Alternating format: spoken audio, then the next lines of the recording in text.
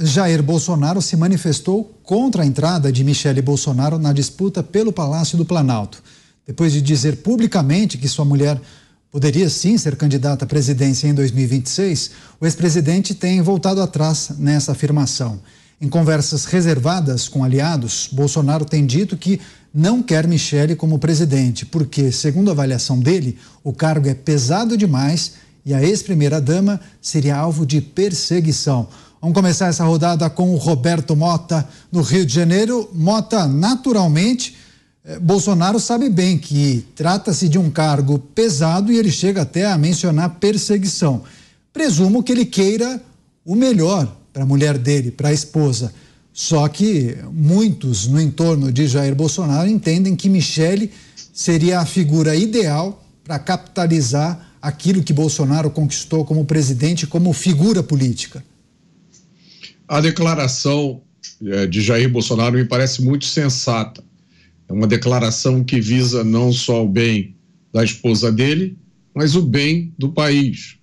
Porque o cargo de presidente da República é um cargo com enorme impacto sobre a vida de todos nós. Não deveria ser assim. O Estado não deveria ter tanta influência sobre a nossa vida, mas tem. Eu acho que tão importante quanto uma candidatura à presidência da República é qualquer candidatura que defenda os valores corretos. Agora, a gente estava falando do caso do PP.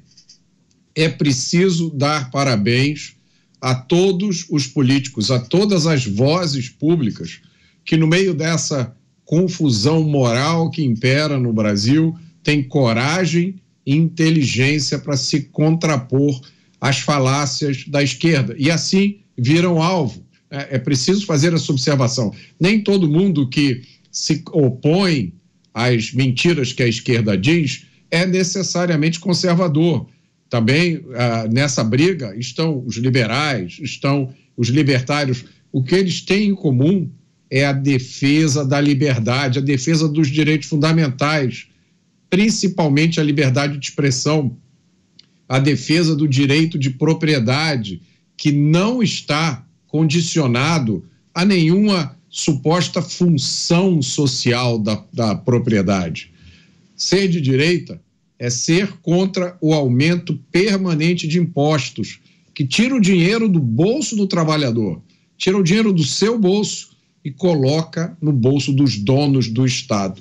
Ser de direita, ser conservador ou ser liberal é defender a liberdade econômica, que significa o seu direito de progredir na vida, de prosperar com os frutos do seu trabalho. É uma liberdade que está na base de todas as outras.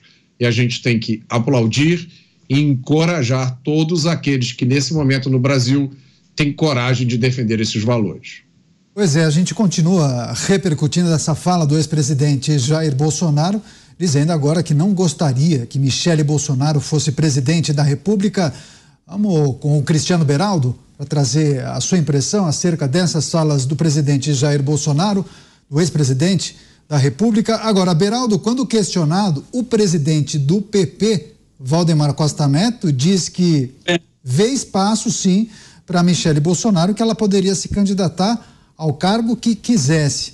Agora, sabe o que eu reparo? Algumas figuras militares, policiais e até mesmo religiosos usam muito a palavra missão.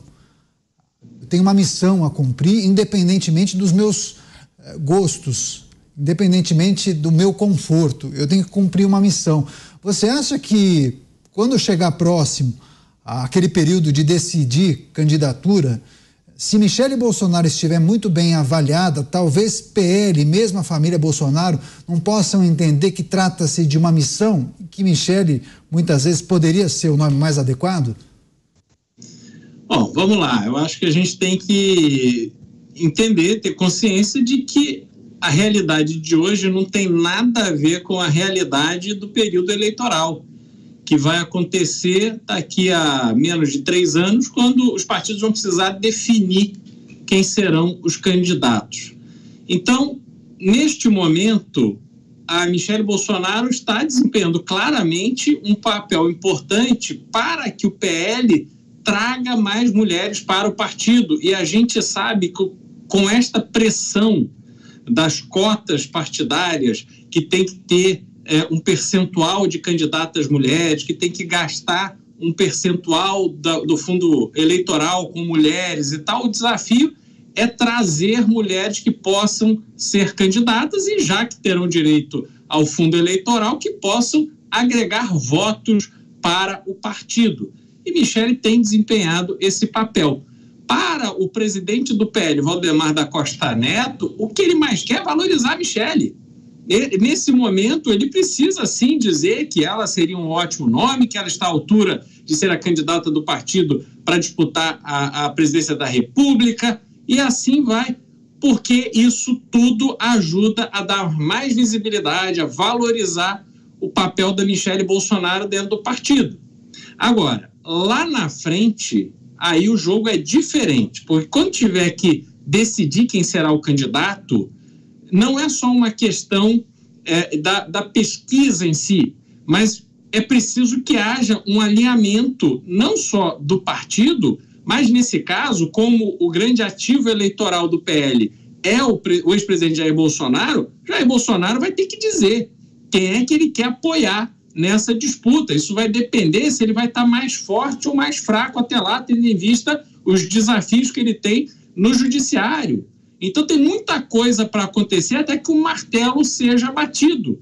Mas todas essas polêmicas, obviamente, ajudam a deixar o nome Bolsonaro em evidência, ajudam a fortalecer o papel da Michele Bolsonaro, e isso vai dando mais prestígio, vai sustentando o prestígio do ex-presidente durante esses 3 anos que temos até as eleições. Pois é, a internet vai explodir aqui. Várias pessoas enviando mensagens em comentários acerca desse tema que a gente está debatendo.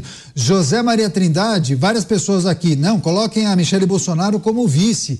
Paulo Salino, Michele Bolsonaro poderia ser candidata ao Senado Federal. Agora, Zé, começar com uma disputa para a presidência, você acha que seria jogar Michele Bolsonaro na fogueira? Inicialmente quero dizer que não há esse debate público no PL e na família Bolsonaro, porque todos reforçam, insistem na possibilidade de candidatura do ex-presidente Jair Bolsonaro. Hoje eu conversei com um integrante do PL que me disse o seguinte: até lá muita coisa pode acontecer, inclusive a votação de um projeto que reduz o tempo de inelegibilidade para 2 anos. Há uma linha que pensa que é demais ficar 8 anos inelegível por conta de uma condenação no TSE que não é tão grave assim. Então, essa é a realidade do momento. Se você perguntar para um filho do ex-presidente, ele vai dizer não, mas nós apostamos na candidatura de Bolsonaro, porque até lá há muito o que acontecer. Esse é o discurso oficial. Outro discurso oficial: candidatura de Michele, ela deverá ser candidata a alguma coisa. Aqui a resposta sempre: nós vamos, logo ali próximo a 2026, avaliar pesquisas, decidir se ela será candidata ao Senado, se por Brasília, São Paulo ou outro local, tudo isso com base em pesquisas, né? Ela será candidata, é o recado que recebemos. Fortíssima cabo eleitoral do PL, por onde passa, monta o PL Mulher e é uma força tremenda para o partido. E o presidente Valdemar Costa Neto sabe muito bem explorar isso. Então, oficialmente, esta é a história. Agora, informalmente, dizem que todos torcem pela candidatura de Tarcísio de Freitas à presidência da República. Esta é a conversa extraoficial. Jair Bolsonaro tem dificuldades para definir o nome de alguém para substituí-lo. Ele primeiro quer avaliar, ver primeiro a sua condição pessoal e depois definir o nome dessa candidatura. Agora, ela seria competitiva, é uma revelação, sim, da política, e certamente será candidata em 2026. Agora, a que ela será candidata depende exatamente deste percorrer, né? Como se diz, caminhando que se faz o caminho. O Dantas também está aí. Dantas, a gente quer ouvir a sua opinião. Várias pessoas, inclusive no nosso chat, defendendo uma chapa entre republicanos e Partido Liberal, Tarcísio para presidente e para vice Michele Bolsonaro. Seria mais factível, Dantas? Olha, Daniel, é um pouco o que os meus colegas de bancada já disseram. Primeiro que é muito cedo para se discutir qualquer chapa presidencial. Aliás, a imprensa faria um serviço à nação se tirasse um pouquinho, esquecesse um pouquinho esse fetiche por eleição presidencial. A gente está no primeiro ano do governo Lula, já estão falando de eleição presidencial em 2026, não há o menor sentido nisso. Zero. Não há lógica. Não há por que estarmos discutindo candidatura, seja de quem for, seja de reeleição de Lula, seja de Michele, seja de Tarcísio, não importa. 2026 está no futuro. Tudo pode acontecer até lá. Tudo e nada. Então, assim, não faz o menor sentido a gente ficar gastando energia aqui. E eu acho que, assim, infelizmente é um fetiche do debate público nesse sistema nosso, nesse presidencialismo de coalizão, que precisa acabar. A gente tem que ir para o semipresidencialismo, tem que ir para o parlamentarismo, tem que sair desse negócio. Né? A gente vive aí um regime de concentração de poder, ou até de imagem na figura do presidente, e acaba se frustrando também, acaba percebendo que muitas vezes todos os anseios que são depositados nessa figura, eles são frustrados imediatamente após a eleição, após a posse.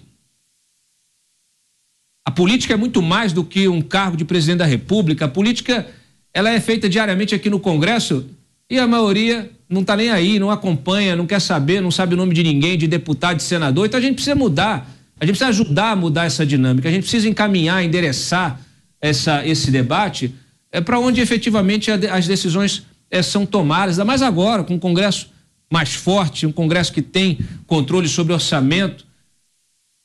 O governo está aí perdido, não sabe se encaminha para vingança, né? Ou se briga internamente. Agora a gente já está vendo ali cisânia dentro dessa própria coalizão de esquerda que assumiu o governo. Ministérios sendo aparelhados por uma vingança pessoal que não tem nenhum resultado prático, não tem nenhum benefício para a sociedade, pedagógico, nada. Gastando energia, gastando dinheiro público para aquilo que se afasta do interesse do cidadão. Se serve para alguma coisa essa carta de princípios do PP que a gente acabou de comentar aqui, é justamente para balizar o debate público. Olha, ali estão os principais pontos que precisam ser debatidos, as reformas que precisam ser aprovadas. Aliás, me parece até um programa de campanha. E é sintomático que venha do partido do presidente da Câmara, avalizado pelo ex-chefe da Casa Civil. Então a gente precisa amadurecer o debate e isso é urgente. Zé, algumas pessoas concordando com Dantas, outras não. A Selma Bernardi, cedo nada, é importante falar sobre isso. Uma outra pessoa dizendo, o PT vai ficar 30 anos no poder, é preciso se movimentar rapidamente. Enfim, quero agradecer às muitas pessoas, dezenas de pessoas que estão enviando mensagens aqui, perguntas também, elogios e críticas aos nossos posicionamentos e análises. Agradeço a todos. Agora, Roberto Mota. Mota, o fato de Michele Bolsonaro não ter experiência, só isso inviabiliza ou inviabilizaria uma disputa presidencial, ou bem assessorada ela poderia disputar? Seria mais prudente ela em uma chapa como vice? Daniel, do ponto de vista eleitoral, não há nenhuma inviabilidade. A história é cheia de políticos que conseguiram se eleger sem ter nenhuma experiência prévia. O cargo no executivo, prefeito, governador ou presidente, ele combina duas funções, que são, quando você examina essas funções, elas são distintas entre si. A primeira é de líder político. Ninguém é eleito para nada se não tiver uma liderança política, se não tiver capacidade de comunicação, se não conseguir transmitir as suas ideias. A outra é de chefe do Poder Executivo. O prefeito administra a cidade, o governador administra o estado e o presidente chefia, pelo menos na teoria, a máquina administrativa federal.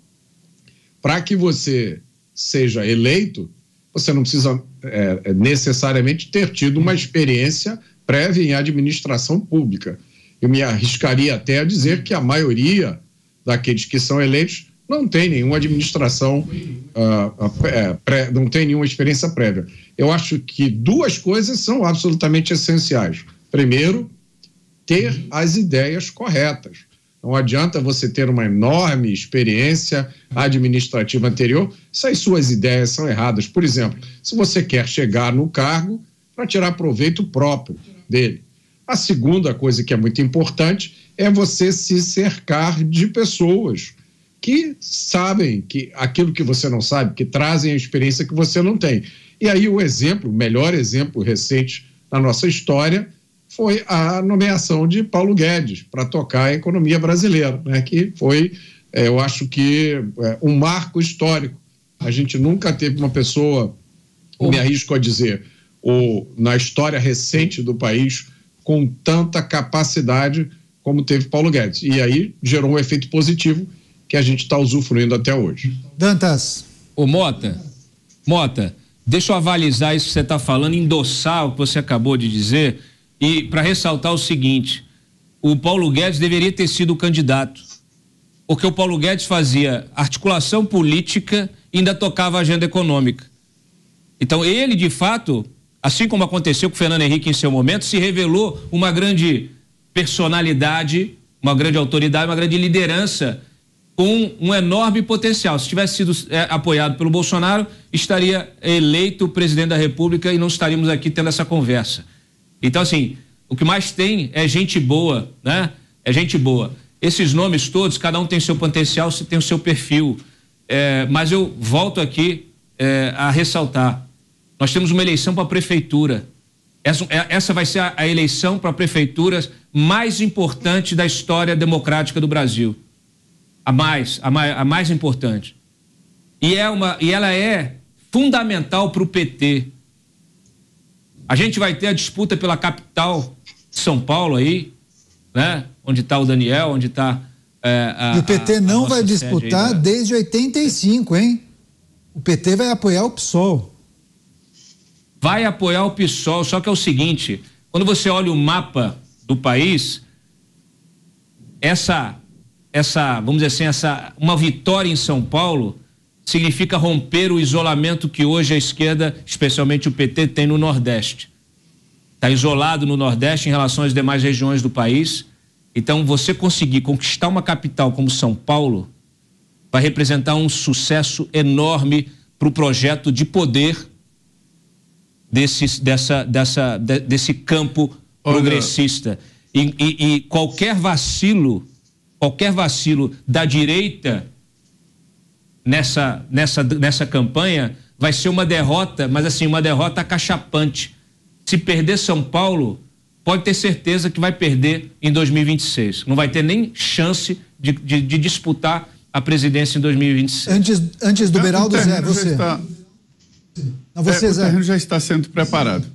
Eu conversei com alguns deputados e eu noto que a tendência dos deputados é exatamente escutar o que temos a dizer sobre esse assunto, sobre candidatura. A ideia é o seguinte: não é só encontrar um substituto para a liderança do ex-presidente Jair Bolsonaro. É preciso encontrar um substituto à altura e que derrote o PT na disputa para a presidência da República. O Haddad está sendo trabalhado ali como candidato. O Haddad, Fernando Haddad, ministro da Fazenda, está sendo trabalhado para esta função. O que eu discordo frontalmente e não vejo a menor possibilidade da ideia do Dantas seria lá atrás substituir a candidatura de Jair Bolsonaro. Ele era o candidato natural à presidência da República, à reeleição, e tinha as maiores chances e as ideias. Lembrando que, apesar do Paulo Guedes ser um grande ministro, o chefe dele era exatamente o Jair Bolsonaro. Não haveria e ninguém nunca pensou na possibilidade de tirar um presidente da República no exercício, não disputar a reeleição com ele e colocar outro, né? Agora, esse debate sobre uma disputa contra o PT em 2026, ele é muito profundo. E essa antecipação do segundo turno, isso pode provocar baixas no próprio PT, fazendo uma união muito forte de direita e centro-direita. Essa é a realidade, é isso que está sendo construído nos bastidores aqui de Brasília. Falta exatamente conversar com o povo e saber se o povo vai apoiar os políticos. Ô Zé, pode até, o Guedes não era candidato natural, mas o Guedes não só não foi candidato, como também foi escondido pela campanha do Bolsonaro. O maior ativo que o Bolsonaro tinha e deixou, e essa herança na economia é o seu maior ativo, foi absolutamente escondida durante a campanha. Só no segundo turno, na reta final, é que resolveram trazer e colocar o Paulo Guedes na campanha. É inacreditável o erro estratégico de comunicação. Afinal de contas... Não, ele falava... deixou... O Jair Bolsonaro falava o tempo todo que seu principal não é o Jair Bolsonaro, não é o Jair Bolsonaro que tinha que falar. O Paulo Guedes tinha que estar na propaganda do partido se quisesse fazer campanha. Imagina você esconder o seu ministro da Economia com todas as conquistas no meio de uma pandemia, ter atravessado isso tudo e você esconder a figura do seu ministro. Isso aí é uma... Na reta final também, Jair Bolsonaro tomou umas atitudes que iam na contramão do que defendia Paulo Guedes. Chegou a ter uma rusga ali, até chegaram a ventilar a possibilidade da saída de Paulo Guedes. Vocês se lembram dessa situação? Agora... Sim, sem dúvida. Pois é, vou passar rapidamente para o Cristiano Beraldo, mas várias pessoas concordaram, inclusive, com o que disse o Cláudio Dantas. Heloísa Finamor, tá aí, boa ideia. Paulo Guedes para a presidência. Quero ver se ele aceita, hein? Você, Beraldo?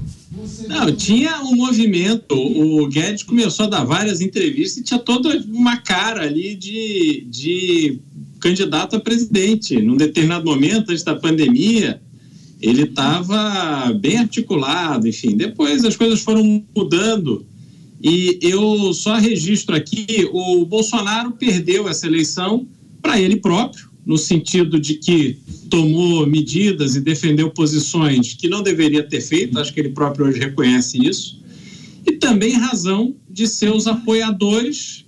Carla Zambelli, que saiu armada no meio da rua perseguindo um oponente, e Roberto Jefferson, que resolveu dar tiro contra polícias federais que foram lá cumprir uma ordem judicial. Isso tudo gerou um ambiente muito negativo na reta final da eleição. Então, eu acho que o resultado dessa eleição se deu da forma que se deu por esses fatores. Mas, no que diz respeito a Michele Bolsonaro, a gente tem que olhar de forma pragmática e a gente está aqui para fazer uma análise com base na experiência, nas coisas que a gente vê. É óbvio que quando chegar lá na frente, a escolha deste candidato, numa eleição que tende a não ter nem Lula, em razão da idade, em razão, eu acho que essa presidência para ele não vai acabar bem, então eu não acho que ele é o personagem da esquerda para a próxima eleição, e também não teremos Bolsonaro. Então a direita vai ter que procurar um ou mais representantes nessa disputa. No cenário que temos hoje, obviamente a gente vê Haddad sendo mais uma vez preparado pelo Lula para ser esse candidato, e temos na direita o que eu chamo de candidato natural, que é o Tarcísio de Freitas, porque ele é o governador do principal estado do ponto de vista econômico do país, está com caixa gigantesco, vai fazer muito investimento, e é óbvio que ele seria naturalmente um candidato à reeleição, mas na circunstância que não haja Bolsonaro elegível até 2026, Tarcísio passa a ser a figura que será conclamada para ser o candidato. Eu vejo isso de forma muito clara. Agora, a vice será Michele, a vice vai depender de toda uma aliança que será construída em torno dessa candidatura, e a vaga de vice-presidente, de candidato a vice-presidente, vai ser entregue ou a um partido ou a um parceiro ali que vai ser estratégico para trazer mais votos para essa chapa. Então está muito cedo. Que não é o caso da Michele. Está muito cedo para a gente bater o martelo. O que não é o caso da Michele. Vai ser uma eleição muito pesada, vai ser uma eleição muito pesada que vai demandar demais desse candidato. A gente imagina aquele debate eleitoral com todos os candidatos, pergunta e resposta àquela situação difícil, certamente seria expor a Michele Bolsonaro. Acho que o Mota precisa falar ainda nessa rodada. Mota, parece que os nossos colegas concordam que o nome mais adequado para herdar esse capital político de Jair Bolsonaro seria Tarcísio Gomes de Freitas. Você vota com o relator ou você vai ser o dissidente? De novo, eu estou na dissidência. Como se política fosse uma coisa racional, meus amigos. Como se política obedecesse a qualquer lógica. Como se a gente tivesse qualquer possibilidade de prever o que vai acontecer no Brasil amanhã. Eu vou começar discordando peremptoriamente do meu colega Cristiano Beraldo. Eu fiquei aqui meio perdido com essa afirmação dele de que Bolsonaro perdeu para ele mesmo. Eu tive vontade de interromper e perguntar, como assim? Eu acho perdeu, que isso errou quando foi contra as vacinas, errou na posição que teve durante a pandemia, não precisava ter tido a posição que teve. Obviamente, ele gerou uma cisânia no país com um assunto que não cabia a ele, que devia ser tratado pelos técnicos. É isso que, claramente, ele errou em várias posições que adotou. Dele ter errado ou não quer dizer que isso causou a perda da eleição. E você está simplificando uma história que é muito complicada. Você deixou de lado vários personagens dessa história, que eu não vou trazer aqui porque não cabe no comentário. Não, é claro que a história é muito mais complexa do que isso. Eu estou falando, pessoas que vão votar da forma como boa parte da população brasileira vota, elas enxergam só o macro, só a manchete, elas não leem a notícia. Então, este tipo de posicionamento, num momento tão importante como o mundo inteiro viveu, é estratégico sim e funcionou contra ele. Eu vejo isso de forma clara. Agora, é minha opinião. Não, eu respeito a sua opinião, a minha avaliação é diferente. Eu acho que ninguém é perfeito, todo mundo comete erros, mas se a gente parar um instante para refletir sobre as coisas que aconteceram no Brasil nos últimos 2 anos, a gente com certeza vai chegar à conclusão de que essa história é mais complicada do que isso. Só para lembrar aqui um fato, eu não me lembro de nenhum presidente brasileiro ter recebido, como o presidente Bolsonaro recebeu, tantas vezes um prazo de 24 horas para explicar isso ou para explicar aquilo. E aí eu posso fazer esse uso desse mesmo argumento que você está fazendo. O que fica na percepção de um eleitor quando ele vê o presidente ser sujeito a esse tipo de coisa, né? 24 horas para explicar isso, 24 horas para explicar aquilo, 24 horas para justificar isso. Muitas coisas aconteceram que podem ter criado na cabeça do eleitor, na percepção do eleitor, uma predisposição contra. Agora, de novo, eu trago uma evidência aqui que eu acho que é muito poderosa, que é a evidência do 7 de setembro, da ausência das pessoas no 7 de setembro, né? Esse argumento diz que o Brasil está dividido no meio, metade está de um lado, metade do outro. Faltou uma metade no 7 de setembro. Mas eu não quero me perder aqui no meu comentário, porque tem 2 outros pontos que eu quero levantar aqui. O primeiro, eu concordo com o que o Dantas falou. Eu acho que, de uma certa forma, as eleições do ano que vem são uma prévia de 2026. É isso que é o sentimento que muita gente tem em relação ao cenário político.